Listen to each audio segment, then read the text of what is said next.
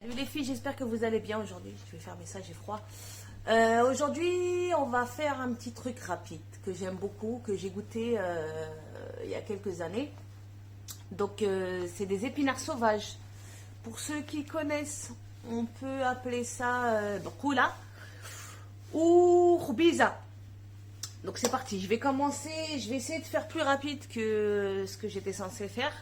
Je vais commencer à mixer mes épinards sauvages avec le persil pour voir la quantité que ça va me donner parce que j'ai 4 bouquets il me semble. Et en sachant que chaque bouquet c'est quand même assez gros, j'ai quand même enlevé les branches avant de les laver. Et ça prend quand même beaucoup de place. Donc juste avant de les faire cuire, je vais commencer à les mixer pour gagner de la place. Hop là, dans mon bol. Même comme ça, c'est pas encore assez. Écoutez, j'ai pas encore reçu mon trépied. J'espère qu'il va arriver vite parce que ça commence à me saouler là. De déplacer le téléphone à chaque fois et même pour vous, ça doit pas être facile. Donc je viens mettre le premier bouquet dans le bol. Je programme le mixage 30 secondes, ouais un petit peu moins je pense. Je vais commencer par 15 secondes. Vitesse maximum. C'est parti pour 15 secondes. Hop, j'ai arrêté au bout de 10 secondes, voir ce que ça donne. Je vais venir me débarrasser. Je vais venir voir déjà où ça en est. Ouais, j'arrête là, 10 secondes. 10 secondes, voire même pour la prochaine, un tout petit peu moins. Donc voilà ce que ça donne. Je vais faire ça, vous allez peut-être mieux voir. Voilà. Donc je débarrasse le premier. Ça c'est comme les épinards. Hein. Vous avez une énorme quantité quand vous le mixez ou quand vous le faites cuire, il n'y a plus rien. Donc je vais mixer un petit peu moins pour la prochaine. Je vais prendre du persil et la deuxième botte que je mets directement dans le bol. Pendant ce temps-là, je vais faire beaucoup moins. Je vais vraiment faire à peine 10 secondes. Et peut-être vitesse 6,5. C'est pas mal. Et je vais venir couper.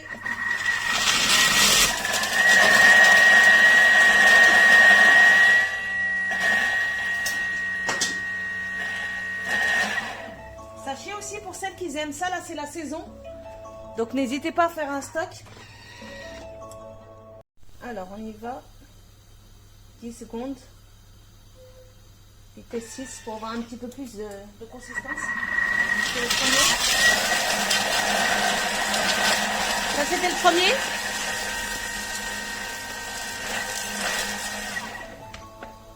On l'arrête. Juste à côté, j'ai commencé à faire bouillir des pois chiches. Parce que j'ai pas d'olives rouges. Et généralement ça se fait avec des olives rouges. Je n'en ai plus. Donc j'ai mis à la place des pois chiches. J'ai goûté une fois. C'était pas mal du tout. Donc je vais remettre encore un petit peu. Parce qu'ils ne sont pas complètement hachés. Et je reviens vers vous. Voilà, pour le deuxième, c'est bon. Voilà. Un tout petit peu plus épais. Et je vais essayer pour le troisième de le faire encore plus... Enfin, du moins, moins haché que les deux premiers.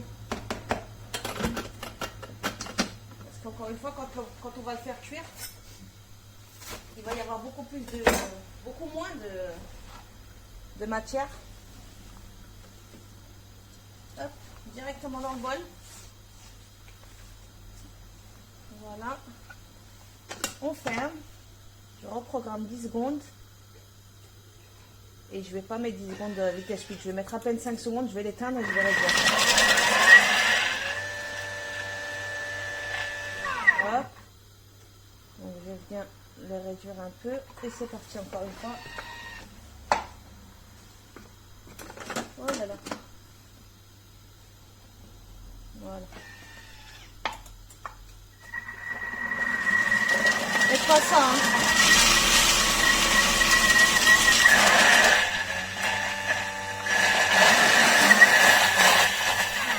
À la rigueur, avec votre spatule, vous pouvez le faire, mais pas avec la cuillère en bois, parce que si vous allez au fond, vous allez massacrer votre lame et vous allez vous retrouver avec des morceaux de bois dans votre préparation. Donc voilà, la dernière, c'est fait. Je vais venir débarrasser juste pour mélanger et je viendrai tout remettre dans le bol. Donc si vous avez des grands morceaux de branches, c'est pas dérangeant. Moi, ça me dérange pas. Je vais peut-être enlever la plus grosse. Du moins les plus grosses branches. Voilà. Donc je vais venir tout remettre dans le bol. Et on va commencer à faire cuire. Vous allez voir, c'est super rapide. Hein. Voilà. Hop. Alors, dans le bol, on remet tout dedans. Un petit peu d'huile neutre. De l'huile d'olive, surtout. Faut pas hésiter à en mettre. Ça va relever le goût de la khoubisa. Hop. De l'ail. Pour celles qui utilisent de l'ail frais, c'est 4 gousses d'ail. Et qu'après, une fois la cuisson de la mauve faite, vous n'aurez plus qu'à l'écraser et la remettre dans le bol. Avec la préparation, bien sûr. Du poivre. Du sel. Du paprika.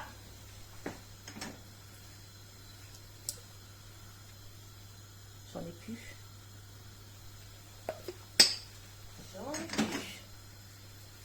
Et du citron confit. Et là. Mon mari m'a ramené du citron confit de Marrakech lorsqu'il est parti au mois de décembre.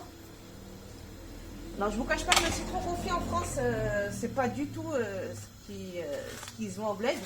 Je connaissais pas du tout celui-là. C'est une espèce de marmelade. Alors franchement, je suis... on dirait une confiture, quoi. C'est impressionnant. Donc je mets dedans.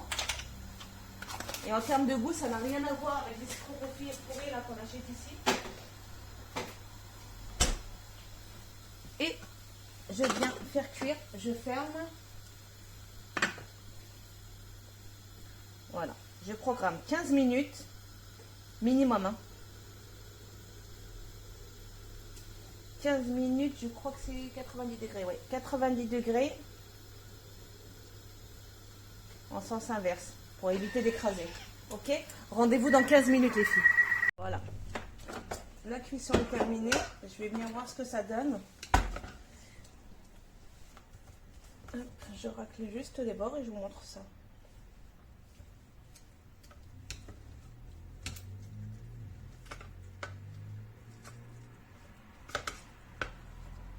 Je mélange bien. Je vous montre, c'est promis.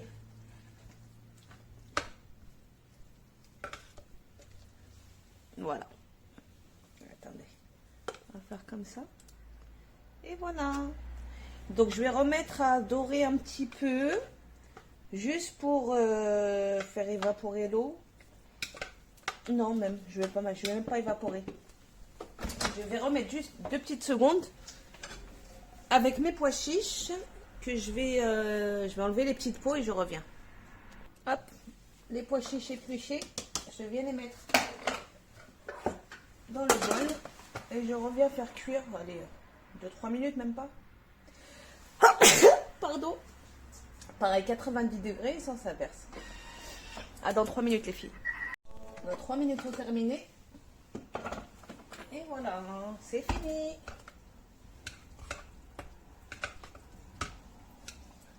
Hop. Et voilà. Sur ce, je vous souhaite une bonne journée. Moi, je vais aller bosser. J'ai aucune envie d'y aller. Mais j'ai pas le choix. Hop, on va éteindre ça. Les filles, je vous souhaite une bonne journée. Je vous dis à lundi. Peut-être. Je ne sais pas encore. Et puis voilà. Bon week-end. Bisous les filles. Et bon confinement.